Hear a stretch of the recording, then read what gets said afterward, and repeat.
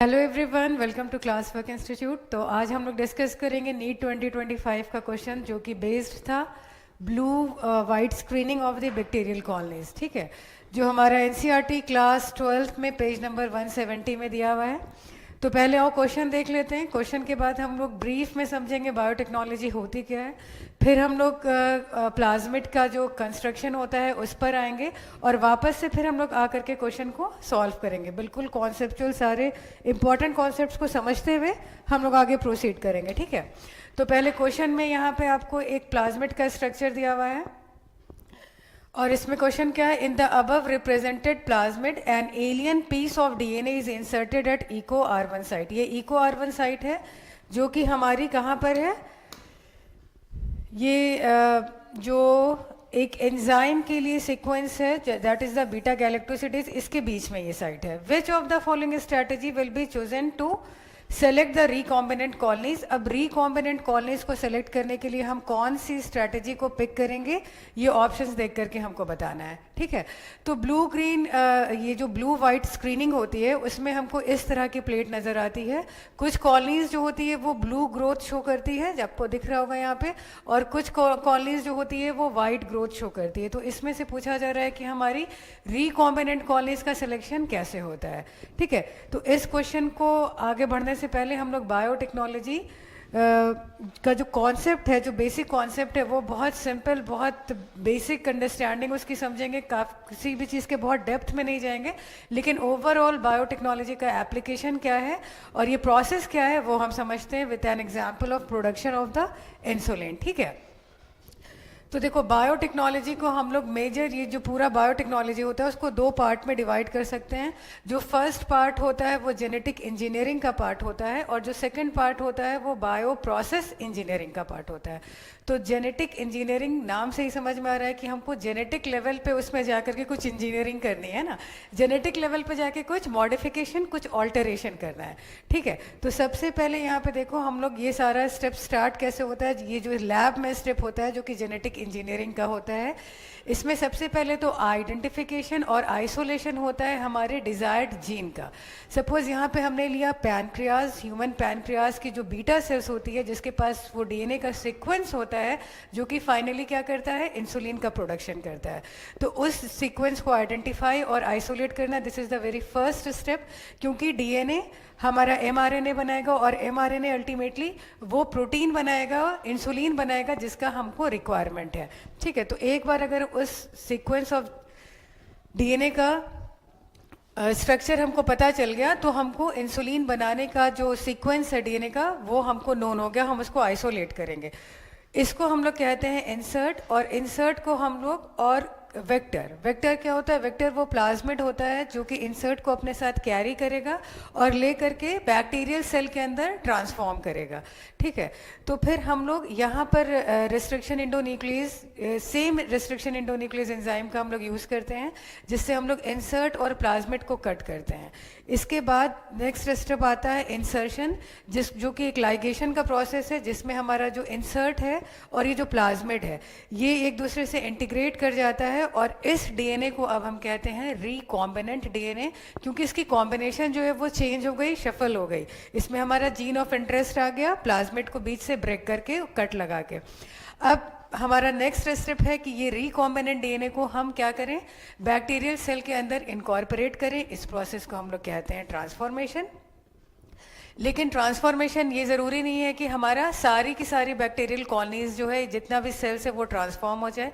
यहाँ पे तीन पॉसिबिलिटीज़ हो सकती है।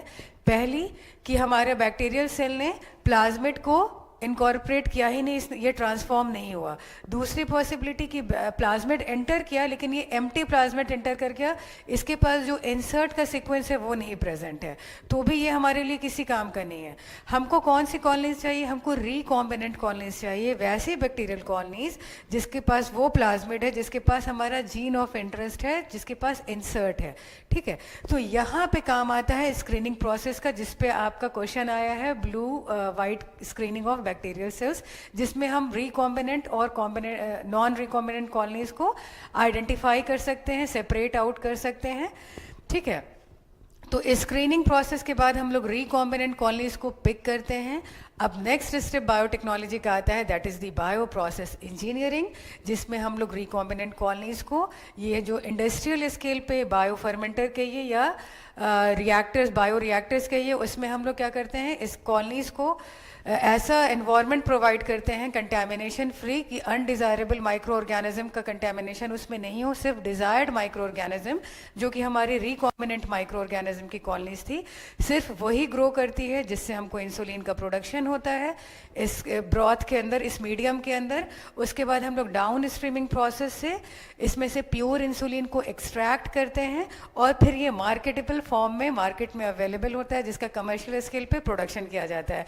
तो ये आपको बायोटेक्नोलॉजी का पूरा कॉन्सेप्ट समझ में आया कि कैसे एक जीन जो कि हमारा डिज़ायर्ड प्रोडक्ट को कोड करेगा, उस जीन को पिक करके प्लाज्मिड में डाल के, प्लाज्मिड यहाँ पे वेहिकल का काम कर रहा है, ये एंटर करेगा आपके बैक्टीरियल सेल्स में, और उस बैक्टीरियल सेल को स्क्रीनिंग के थ्रू हम पिक करते हैं, उसका हम लोग मल्टीप्लिकेशन कराते हैं, उससे इसके जैसे ही ये सेल मल्टीप्लाई करेगी, साथ में हमारा इंसुलिन का भी प्रोडक्शन होता जाएगा, उसके बाद उस इंसुलिन को आइसोलेट करते हैं और फिर वो मार्केट में अवेलेबल होता है। तो यही होता है एक तरह से पूरा कॉन्सेप्ट हमारे बायोटेक्नोलॉजी का। बायोटेक्नोलॉजी इसी पे बेस्ड है। अब इसमें बहुत सारी टेक्निक्स होती है, बहुत सारा इंपॉर्टेंट एंजाइम्स होता है, उस डिटेल में अभी हम नहीं जाएंगे। अब हम लोग क्वेश्चन पे आते हैं, ठीक है।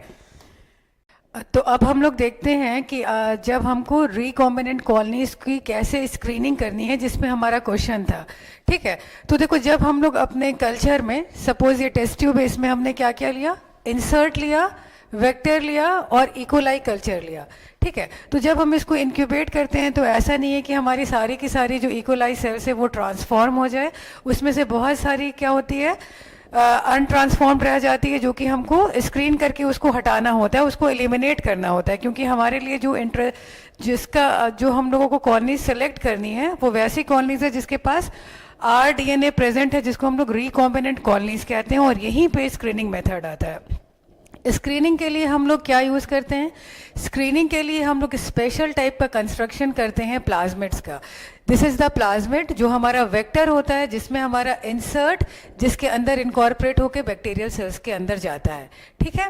तो जैसे हमने बात किया कि यहाँ पे 3 डिफरेंट टाइप्स की पॉसिबिलिटी है। पहला, जिसमें आपका RDT जो रिकॉम्बिनेंट DNA है वो इंटर कर जाए, दूसरा जो एम्प्टी DNA प्लाज्मिड है वो इंटर कर जाए, और तीसरा जिसमें किसी भी तरह का कोई भी प्लाज्मिड इंटर ही नहीं किया हो, मतलब ये अनट्रांसफॉर्म्ड सेल रह गई है।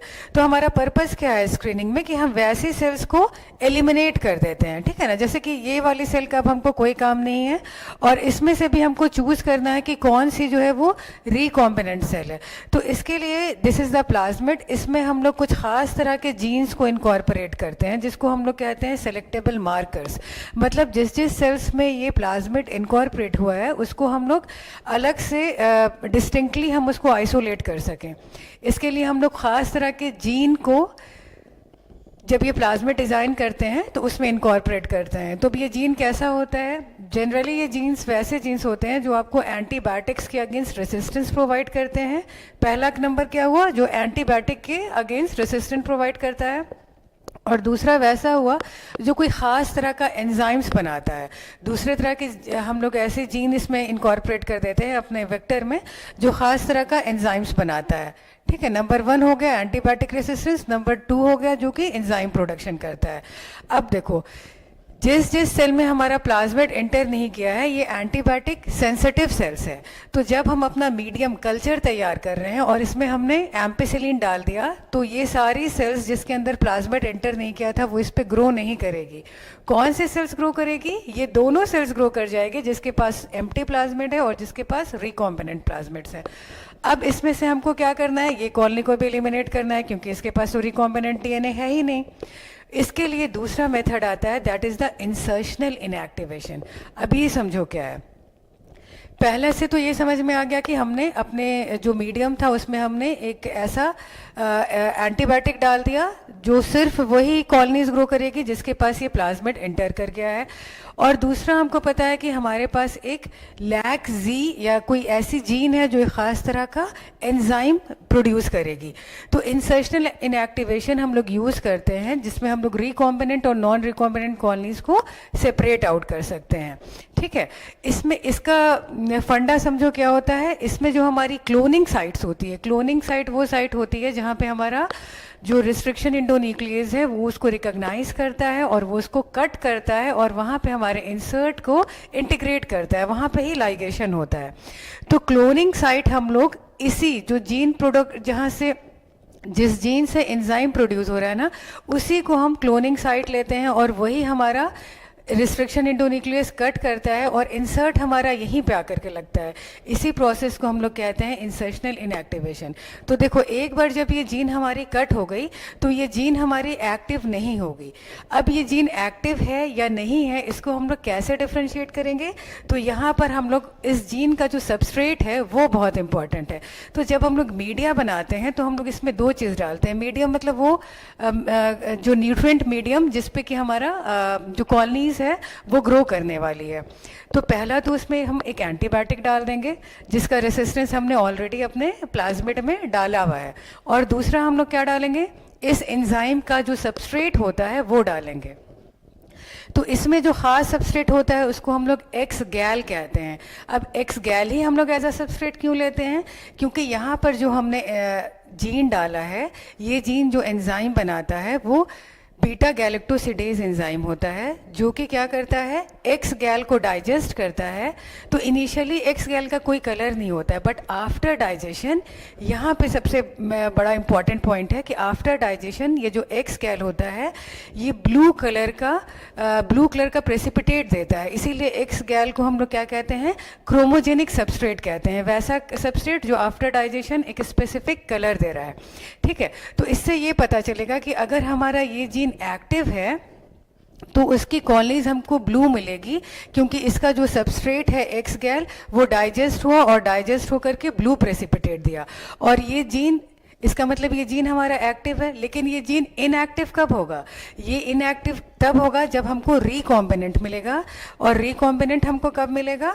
जब हमारा यहाँ पर आकर के इंसर्ट लग जाएगा। Suppose this is the insert. तो जैसे ही इंसर्ट लगता है ये जो जीन का सीक्वेंस था वो ब्रेक हो जाता है। ब्रेक होने के बाद ये जीन जो है वो मेरी इनएक्टिव हो गई। इसीलिए इस प्रोसेस को इंसर्शनल इनएक्टिवेशन कहा जाता है। जब एक बार जीन इनएक्टिव हो गई तो बीटा गैलेक्टोसिडेज नहीं बनेगा, एक्स गैल का जो डाइजेशन है वो नहीं होगा और जो हमारी कॉलोनीज होगी वो वाइट कलर की कॉलोनीज होगी। क्यों वाइट होगी? क्योंकि जनरली जो इकोलाई की कॉलोनीज होती है वो वाइट कलर की कॉलोनीज होती है, जो कि हमारा ये ब्लू वाइट स्क्रीनिंग में है। तो अब हमारा क्वेश्चन क्या था? अब हम लोग क्वेश्चन पे आ जाते हैं। तो यहाँ पे इंसर्शनल इनएक्टिवेशन का कॉन्सेप्ट अच्छे से समझ लो। तो जो भी हमारा रिकॉम्बिनेंट डीएनए है या रिकॉम्बिनेंट प्लाज्मिड है, उसी का जो जीन है, सपोज बीटा, ये जो हमारा बीटा गैलेक्टोसिडेज प्रोड्यूस करने का लैग जीन है, ये इनएक्टिव हो जाएगा। और इनएक्टिव किस में होगा?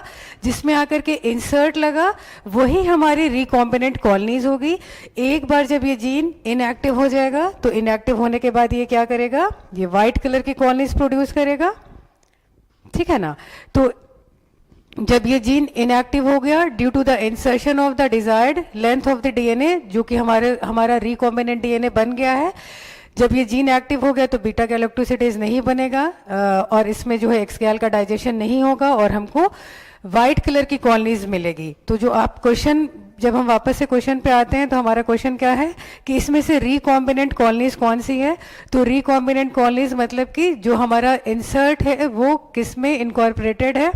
तो वो हमारी वाइट कलर की कॉलोनीज में इनकॉर्पोरेटेड है। क्यों है? क्योंकि यहाँ पे जो बीटा गैलेक्टोसिडेज एंजाइम है वो इंसर्शनल इनएक्टिवेशन की वजह से इनएक्टिव हो गया और वो क्रोमोजेनिक सबस्ट्रेट को डाइजेस्ट नहीं कर पा रहा है और उसकी कॉलोनीज का कलर वाइट है। तो आपका आंसर क्या हो जाएगा? White colour colonies will be selected and white colour colonies are the recombinant colonies. ठीक है, तो ब्लू कलर कॉलोनीज नहीं होगी और एम्पिसिलिन रेसिस्टेंस वगैरह भी यहाँ पर इसका यूज नहीं है। वो दूसरा जब हम लोग 2 एंटीबायोटिक्स यूज करके वहाँ पे भी हम लोग रिकॉम्बिनेंट कॉलोनीज को सिलेक्ट करते हैं, लेकिन वो बिल्कुल डिफरेंट मेथड है, वो फिर किसी वीडियो में हम लोग डिस्कस करेंगे। तो इसी तरह के और नीट 2025 क्वेश्चंस के साथ फिर मिलते हैं. Okay then, have a good day, bye.